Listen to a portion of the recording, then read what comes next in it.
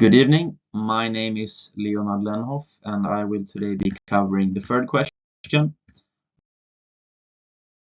of the individual assignment, which we have worked on.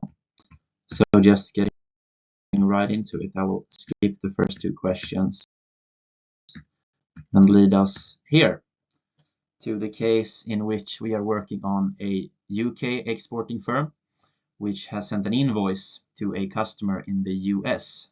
This invoice is being denominated in US dollars to a value of 300,000 US dollars that will be received in a year from now on. And in order to hedge this risk of the US dollar actually depreciating, we are giving two different methods of working with here. And getting right into the first method, what we basically have to look at here is the situation we are trying to create a loan or a liability in the first place that is of the exact same size as the actual asset. That is a way of covering the risk here. And we can do so by just applying the method that is being described in the information, being step one, to obtain a US dollar loan. This can be seen as also shorting the US dollar. What we really have to consider here when looking at the first step is that we do not necessarily need $300,000 in liability today, but it is when this invoice is due, when we're actually receiving the $300,000 from the customers, that we want the loan to be of the size $300,000.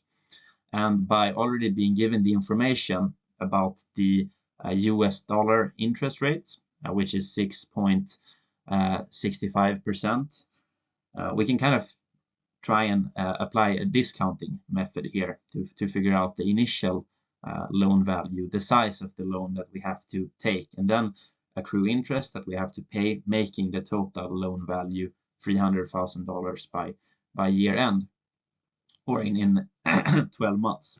Excuse me. And that method gives us a $281,294 loan. And as being described in the information, we will then be converting the loan proceeds to sterling to fix the exchange rate. When doing that, there's really one key aspect to remember, which is that we are being quoted two different rates. We receive two different spot rates, or a bid-ask spread, so to say, in which we will have to buy the sterling to the ask price, the higher price that is being quoted among the two. And by a simple calculation, that gives us a sterling value of 152,860 sterling given in step two. And since this loan is not due until a year from now, we will have the opportunity to accumulate interest in sterling during this time. And as we do receive information about the interest rate in the UK being higher than the corresponding rate of US funds, we see that it's 9.25% for funds in the UK.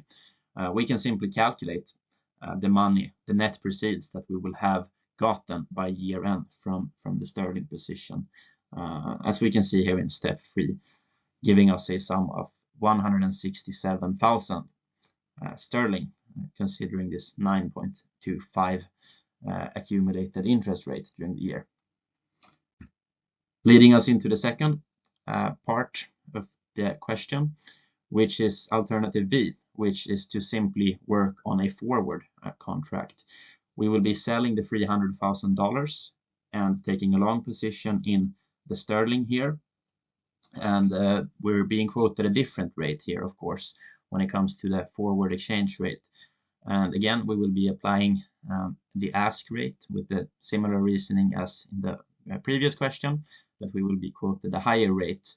And then we will be receiving net proceeds of 167,457 sterling. And with this hedge, these two different methods, both achieving the goal of actually getting to $300,000 in liability, this net proceed amount is what really matters in the end.